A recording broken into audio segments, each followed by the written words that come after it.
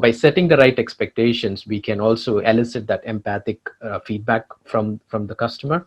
So you tell them that this is a chatbot, it's learning, and it's not really great at human conversations, because it's not. And then you be transparent, and you get that kind of a rapport, kind of a trust as well, as kind of a feedback from the customer. So that's very important as well.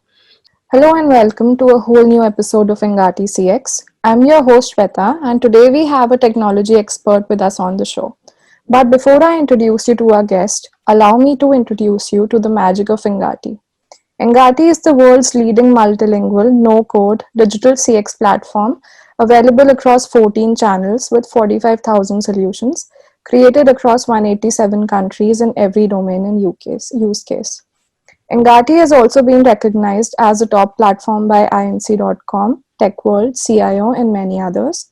We run the Engati blog video channel and the Engati CX podcast, receiving upwards of 400,000 visitors annually. And now for our guest. Srini is the writer of Developer Handbook on Chatbots and Conversational UI, titled Hands-on Chatbot and Conversational UI Development. He is also the creator of Chatbot Design Canvas and holds a PhD in Artificial Intelligence from Edinburgh University. He has led and developed award-winning chatbots and has over 15 years of experience in conversational technology designing architectures and developing cloud-based solutions. He has also published multiple articles on Medium based on natural language processing and artificial intelligence.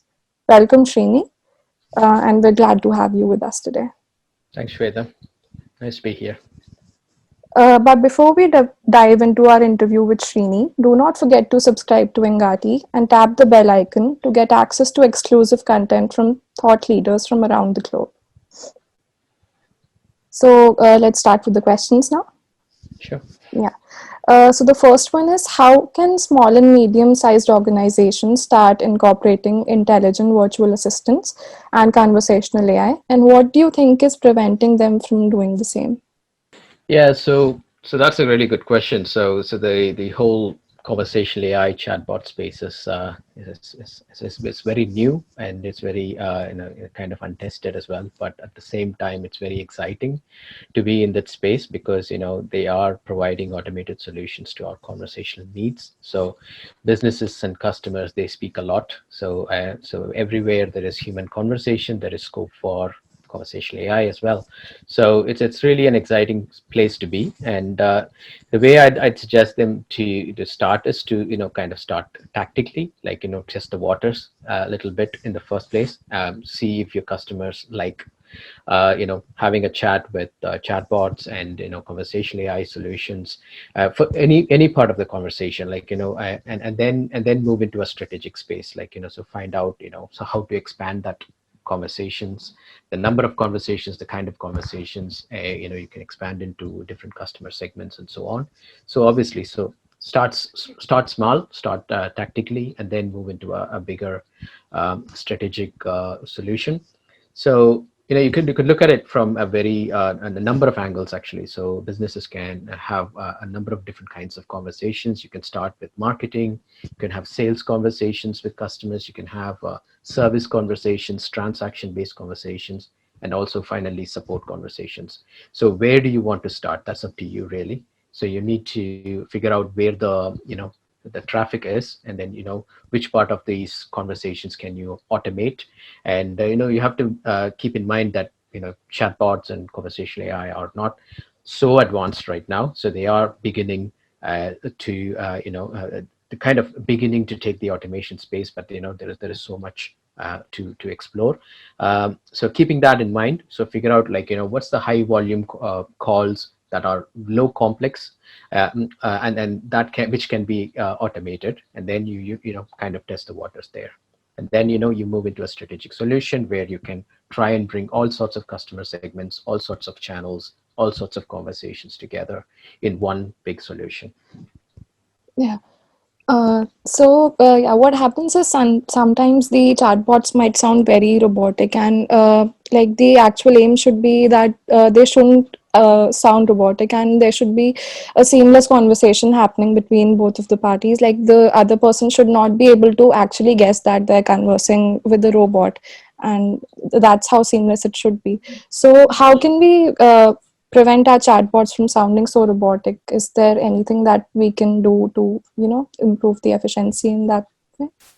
Yeah, so definitely that's a really it's a really big challenge actually to do that. And so it's not that we put all these tech modules together and suddenly that kind of magic comes out. So that doesn't happen. So most of the times the way it works is so you put the technology which is like kind of the bottom, so it serves as a platform, but on top of that you need to add many layers of conversational magic. So that's basically what is called conversation design. And you need to apply principles of psychology, conversation analysis, ideas from linguistics, UX, and so on. And then you have to build that conversation in such a way that it's very seamless. It's very conversational, it's very casual, and it doesn't really make the customer think like, oh, this doesn't like seem to be like a human conversation. This is going somewhere else, or this chat is irritating me or frustrating me because it's not able to understand even a little bit of things that it is supposed to understand. So that conversational magic only can be created by conversation design practices, and that needs to be adhered to. So I totally appreciate the idea that it needs to be seamless, but at the same time, we shouldn't kind of mislead the customers into thinking that, oh, this is not a chatbot, this is a human. So because that's not really the case. So you need to be upfront because transparency is very, very important. So for two reasons. One, for ethical reasons. The second reason is it's been an interesting study done in Edinburgh University sometime, I think probably decades ago, where they showed that when you tell the user that this is a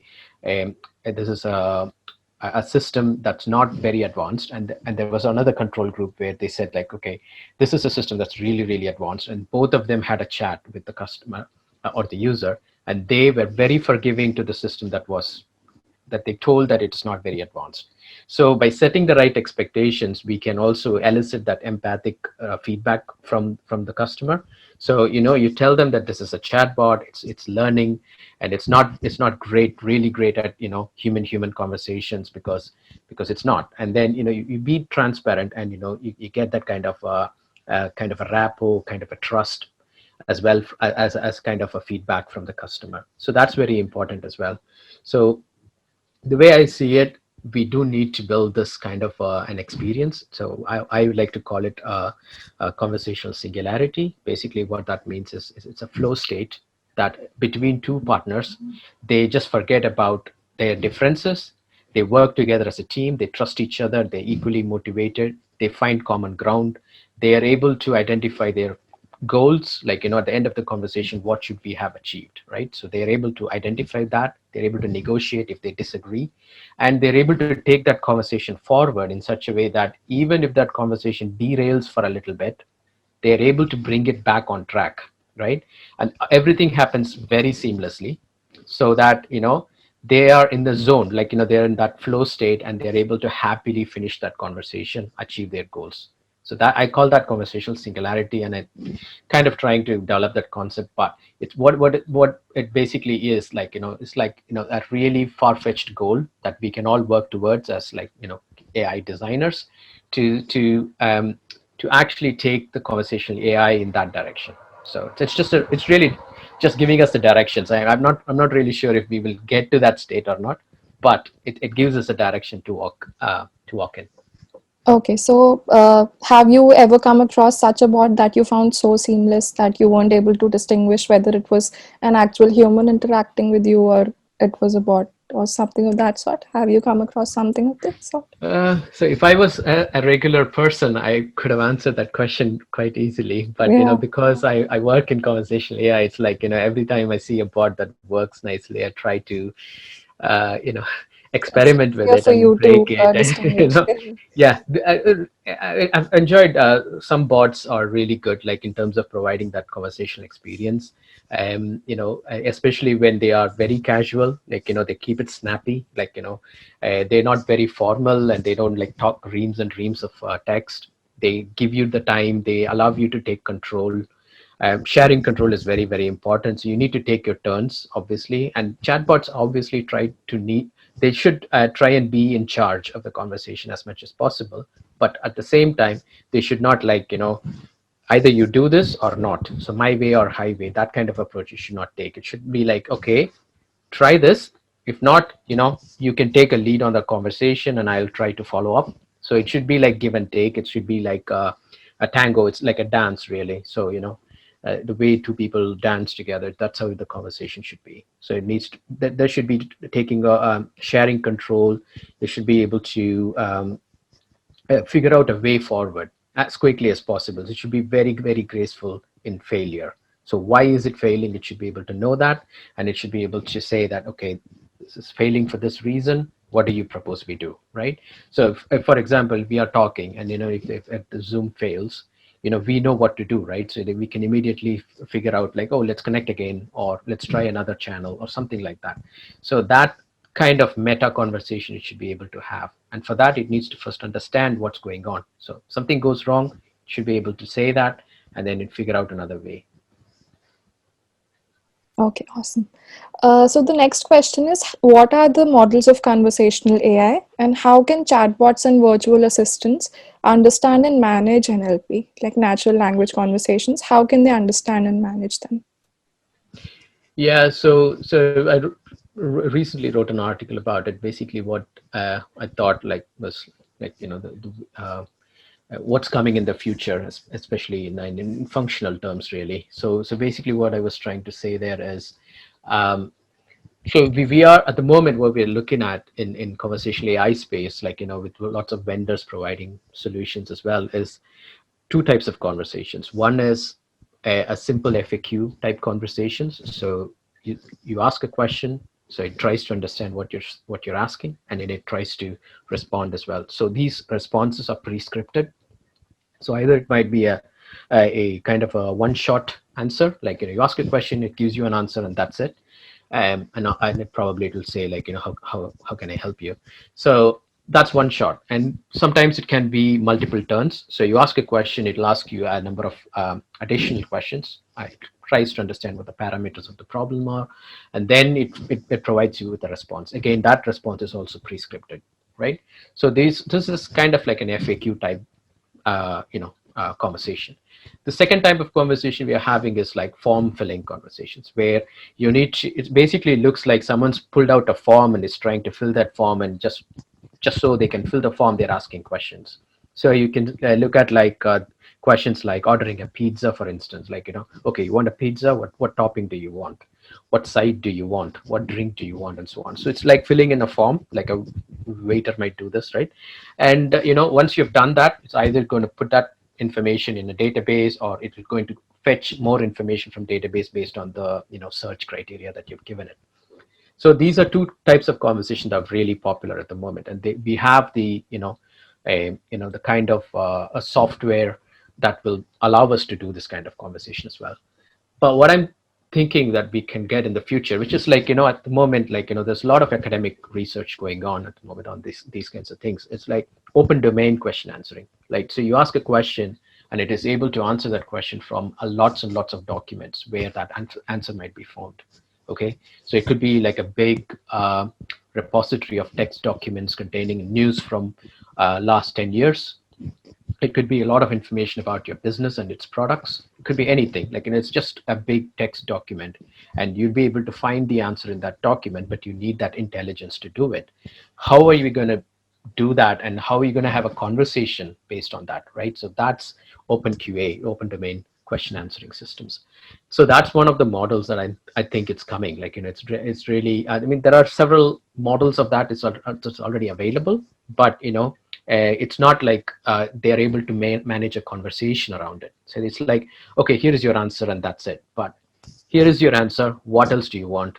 how can we have a conversation around that answer that I just picked up, right? So that needs to that's probably coming in the next few years. Another one I had in mind is like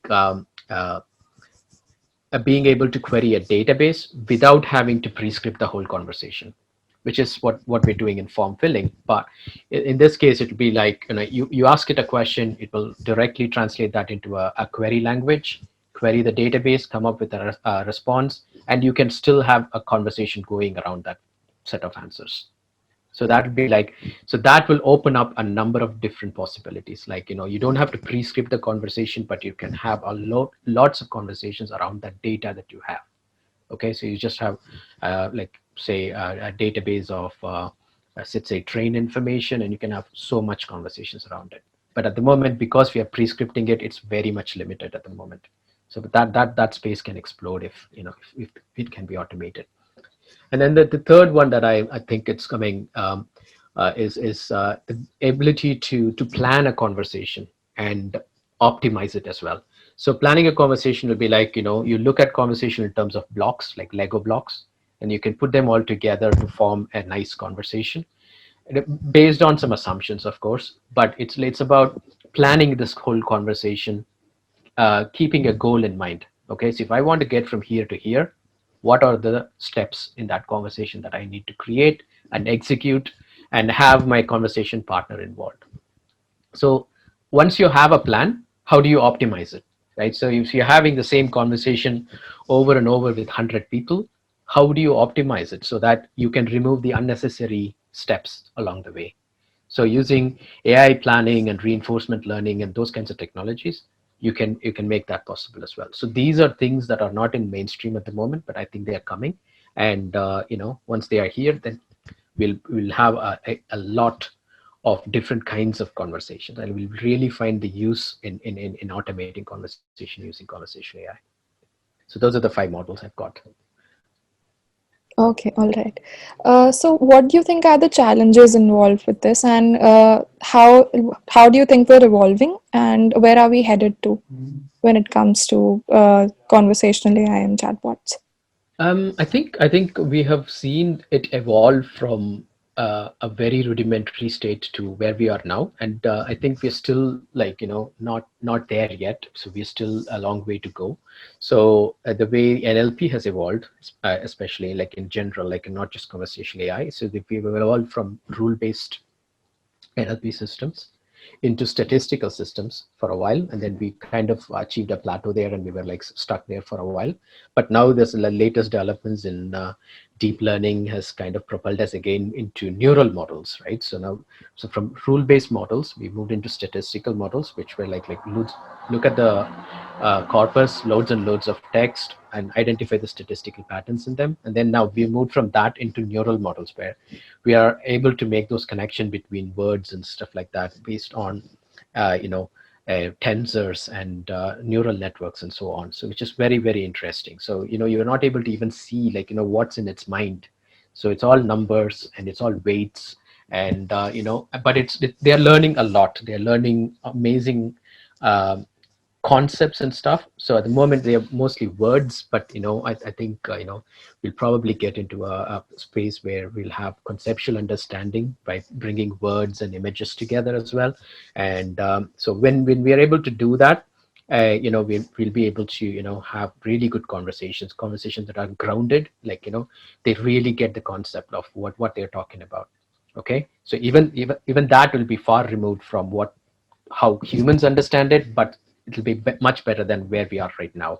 So that I'm definitely sure. And there is a lot of you know it's a good evolution as well in the space, like we in terms of sharing code and data set, and now we are sharing models as well. So there's a lot of models that are being shared, and there's a lot of model reuse. So it's like one person builds the model, or one company or organization builds the model, and they give it to open source it, and a lot of people take it as a pre-trained model, and then they will try and fine tune it and use it for their own tasks. Like, so you can do like things like intent analysis and sentiment analysis and those kinds of things using the pre-trained models, which is huge, like because you don't have to build that whole model yourself. You're just taking the model and fine tuning it. which is really great. And they know that the recent advances like GPT-3 and BERT and things like that, they've really opened up the space, like in terms of how we can understand what the customer is saying, and and in different dimensions as well. And you can bring in that holistic understanding. So there are still a long way to go, and I think grounding is still a problem. Like we understand, we're able to say, okay, I think this utterance and this utterance are similar, which is what we're doing with intent analysis and things like that. But we're not able to properly ground it, in the sense that so if you're bringing visual information as well into picture, so that they're kind of unrelated at the moment. But how can we ground them so that you can probably have a sort of uh, what do you call, um, a holistic interaction, a multimodal interaction. So if you are able to have a like if the chatbot can see you, and then you can how can it understand gestures? How can it put that information together with with the information that I'm speaking, all the paralinguistic information that it is getting through my speech. So all of that, how can it understand them holistically? So that kind of things are still a challenge at the moment. So we're still evolving. There's still a long way to go, the way I see it. And I think it's a good place to be at the moment. Okay. So the next question is related to UX. So, what is the UX honeycomb, and how can we use the UX honeycomb to identify the parameters of UX design for chatbots and conversational AI? Yeah, so the UX honeycomb is basically a concept that was introduced in user experience, basically, especially for building really usable and then I always use this word, delightful experiences in web, right? Basically, so they were mainly focused on web and mobile apps, but I thought, like it is equally applicable for chatbots as well, and which is why I wrote about it as well. So it has got like the seven boxes, and which when you put them together, it looks like a honeycomb. That's why it's called a UX honeycomb. So you start off with usefulness. So obviously your chatbot needs to be useful, right? So it needs to do something useful. So it can't just have a conversation, which is absolutely no use, right? So it needs to be useful. It needs to be delivering some sort of value. So, and again, and the second point is it needs to be usable. So you might think usefulness and usableness are same, but it's not really. So usefulness is like, okay, so you have an MP3 player and it's useful because you can hear your favorite music. But it needs to be usable. Like for example, if it's a small MP3 player which you can put in your pocket, then it's usable. Like you can use it when you're walking, and that's why you wanted it. So it's usable, and it has this really sleek controls on it, so you can easily have an interaction with it. You're not too confused. For example, if you take a TV remote control, how many buttons are there, right? So it'd be like 20, 30 buttons. How many of them do you use? It's definitely useful. Each of those buttons are useful because it controls some kind of functionality. But are they usable? Probably not, because it's so confusing, right? So there's so much information over there, and I personally don't touch those buttons because I have a fear that I might set something and won't be able to reset it back. So if I change the closed captioning language to Spanish or something, and I won't be able to reset it back to English, then it's a Yeah. problem. So that's the thing about usableness. And then and then it's about findable. So it needs to be findable, actually. So what does it mean by findable? It's that, so your chatbot needs to be in a place where your customers can find it. Okay, so maybe follow the popular UX patterns, like put it on the, if you're putting it on a website, you put it on the bottom right, because where you usually find live chat and stuff like that. And and if you're putting it in, like social media or something like that, make sure that you have a proper marketing structure in place, so that customers might be able to find it in the right place, in the right way, and so on. Like how do they find it, basically? Like, if they can't find it, they can't interact with it. So make it findable. And related to that is accessible. So being accessible is like being accessible to everybody. Like don't leave anybody out. Like so if you have customer segments ranging from wide variety of people, So maybe when you're starting tactically, you will probably identify one small set of customers to start off with, but then try to encompass it, like, uh, get everybody included, like, people with disability, vulnerable groups, and so many people might get left out because of the way the chatbots are built, the machine learning algorithms used, like there'll be bias in it, they'll start discriminating people and so on. So try not to have those things. Try to remove those features if they start to appear. Be very careful about it. Make it accessible to everybody. So and then it needs to be valuable in the sense that it does need to provide a right kind of value to the customer, right? So yeah, it is useful to me as in, like, and it's usable and everything, but what kind of value is it providing? Is it saving me a lot of money? Is it saving me a lot of time? Or is it putting me in the right emotional state? Like, am I becoming really happy about using this? Am I really proud using this, and so on? So it needs to be valuable.